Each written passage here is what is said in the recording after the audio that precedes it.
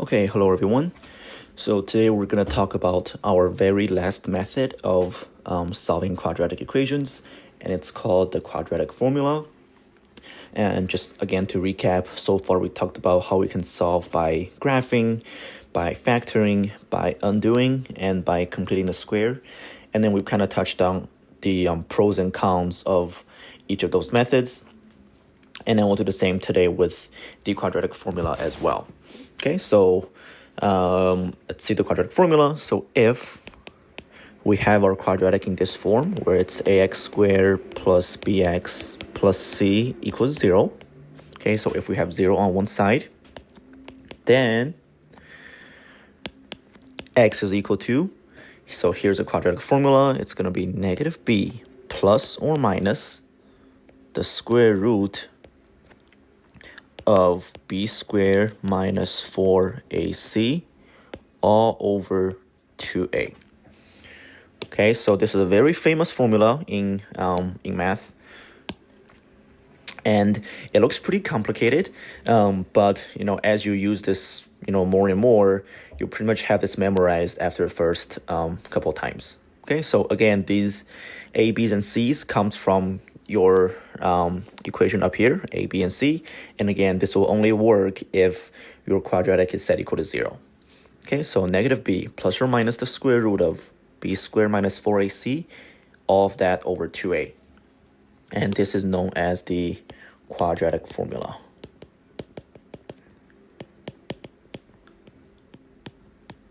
Okay, and to help you memorize this, there's actually quite a few songs or these little poems on the internet that can help you memorize it. I'm not going to attempt to sing this in the video, but you can feel free to look those up to help you better memorize this. And of course, once you do this a few times, I think you'll pretty much come naturally to you. Okay, so let's just take a look at a few examples. So let's say we have the one on the left here, 2x squared minus x minus 20 equals negative 9. And I want to solve this by the quadratic formula.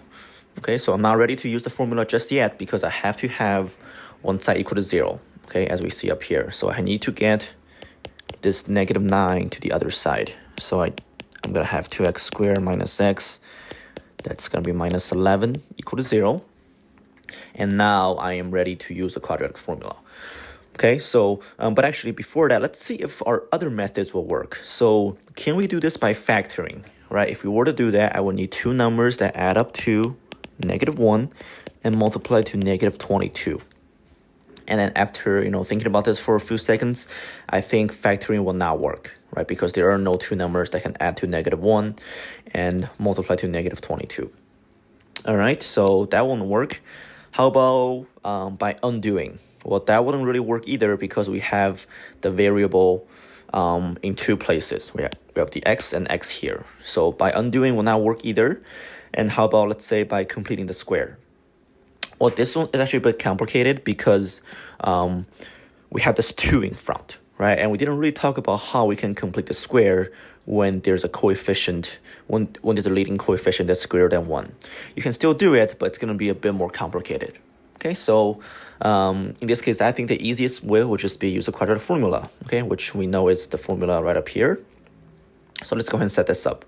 So x is equal to, all right, so negative b. Well, what's b? Let's actually write the values here. So a is negative 2, or a is 2, b is negative 1, and c is negative 11. Again, these come from this right here when your equation is set to 0.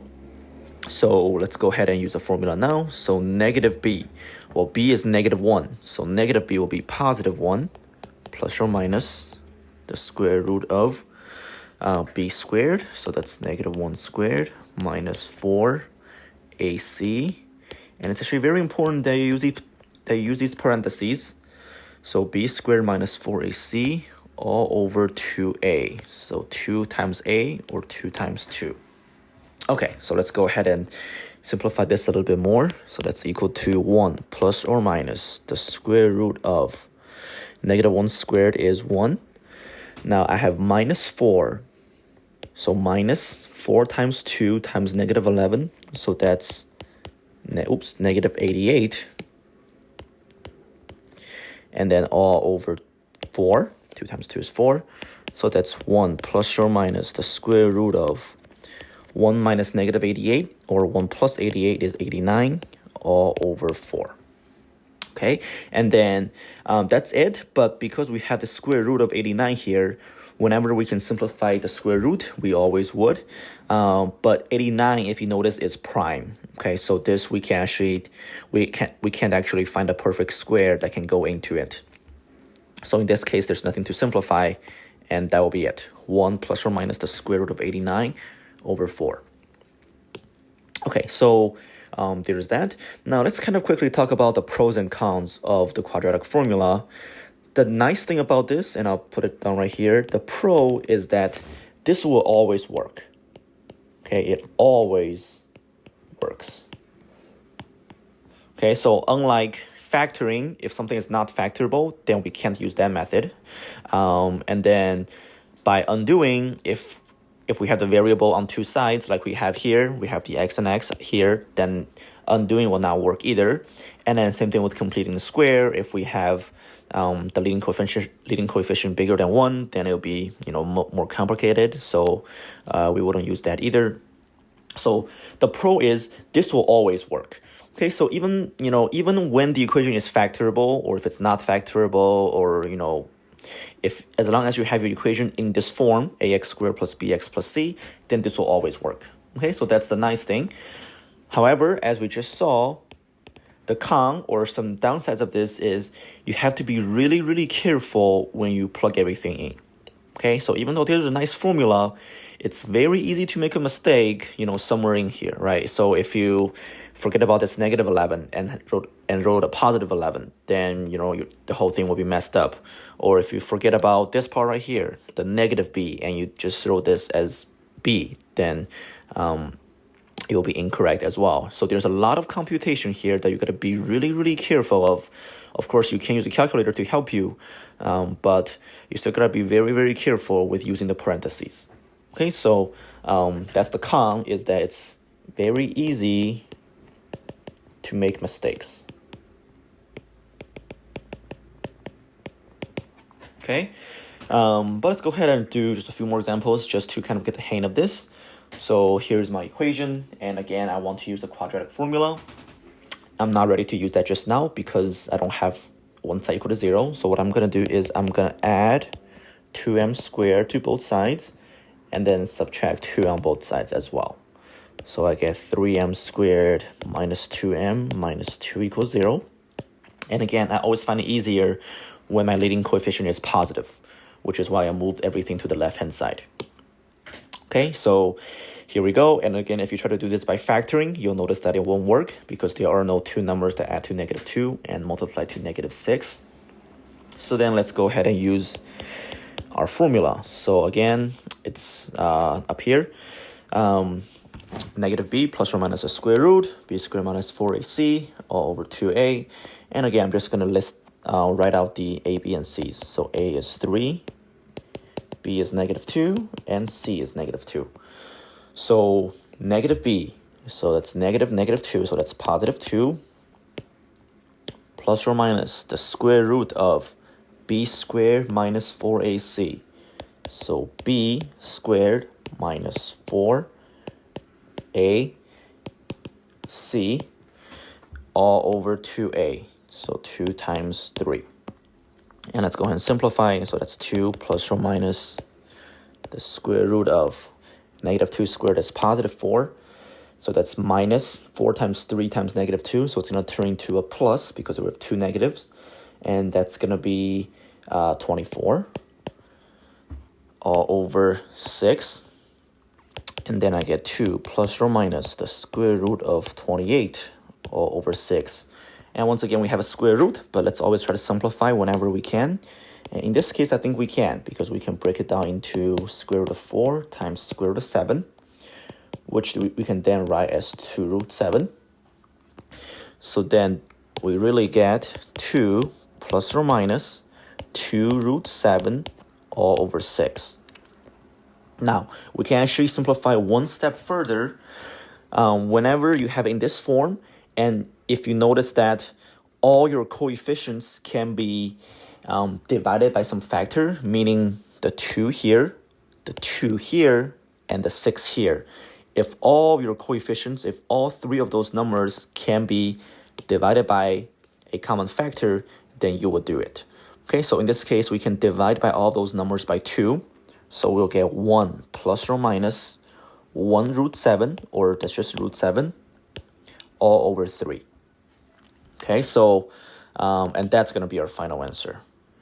Okay, because we can, or if we can divide all of those coefficients by a common factor, then you will simplify.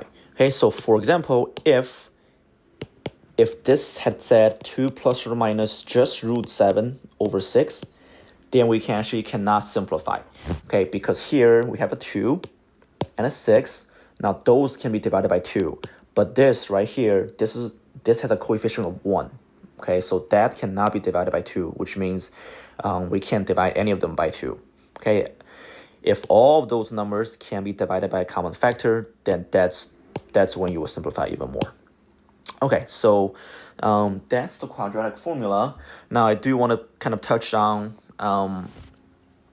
the other methods as well. So now we have solving using any method. So now we're gonna have to pick and choose which method will work best, right? And I think we did some of that on your previous assignments as well, but I just kind of briefly talk about these as well.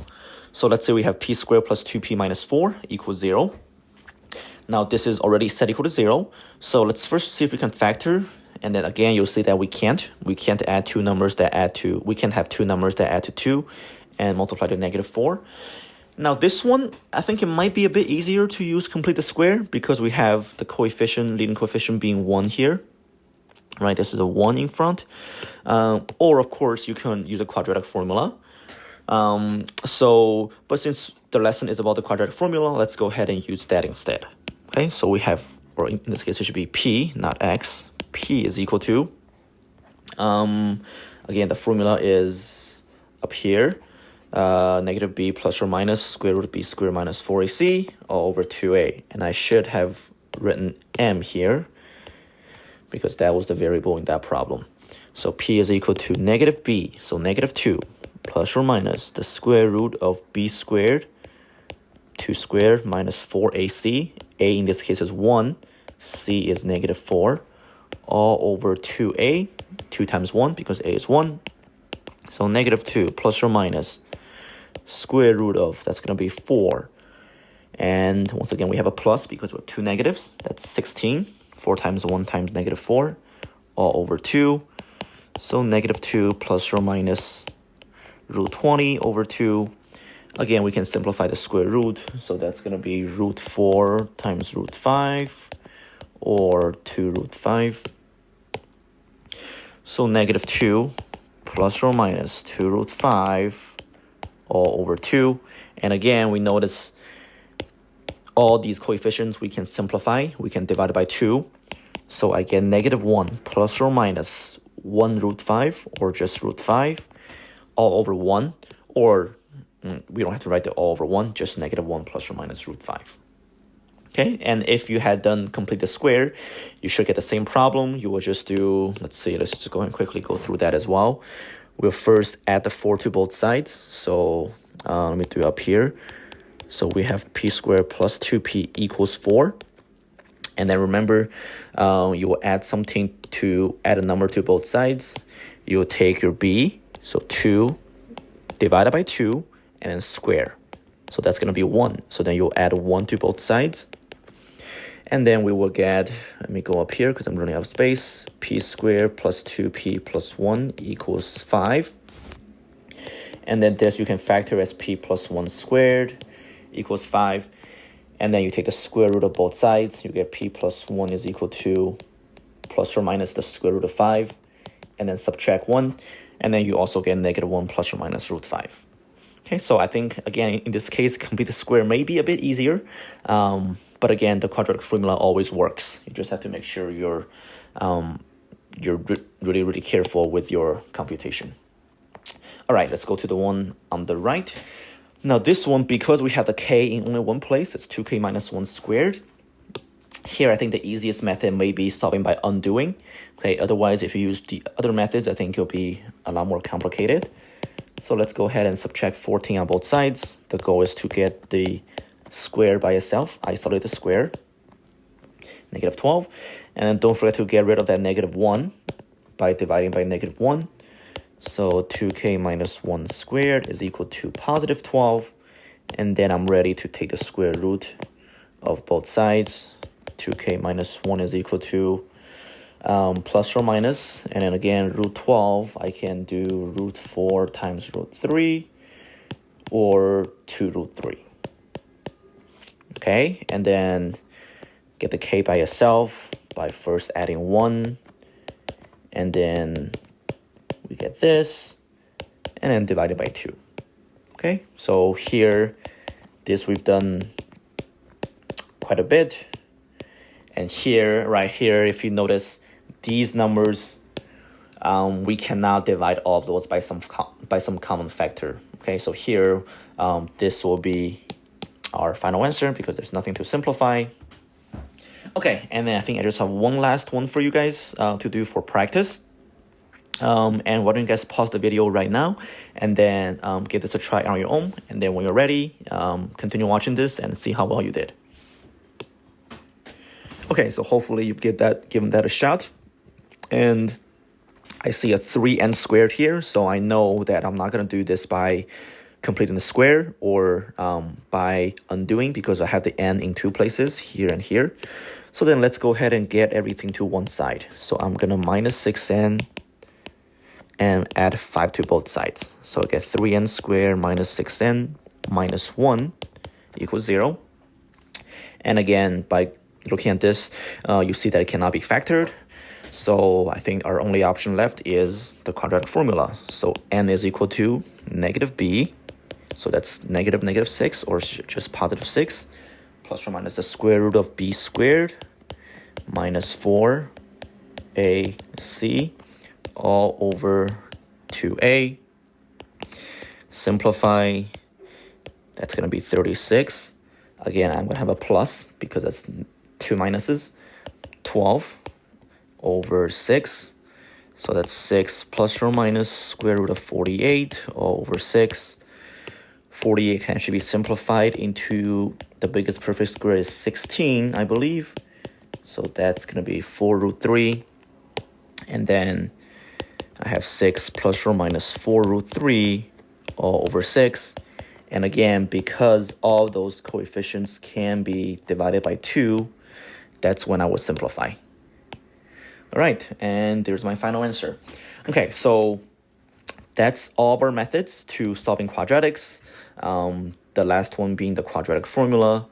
Once again, just make sure you're really careful when you are applying this formula. So first, make sure the one side is set equal to 0, and then make sure you write down what the A, B's, and C's are, and then really carefully kind of go through it step by step like I did, and then simplify all the way till the end. Okay, so as always, make sure you're taking notes as you watch this. Please do let me know if you have any questions. And thank you for all of your hard work. We don't have too much time left in the school year, so I do really appreciate you guys still submitting all the assignments. And yeah, other than that, have a great rest of your day.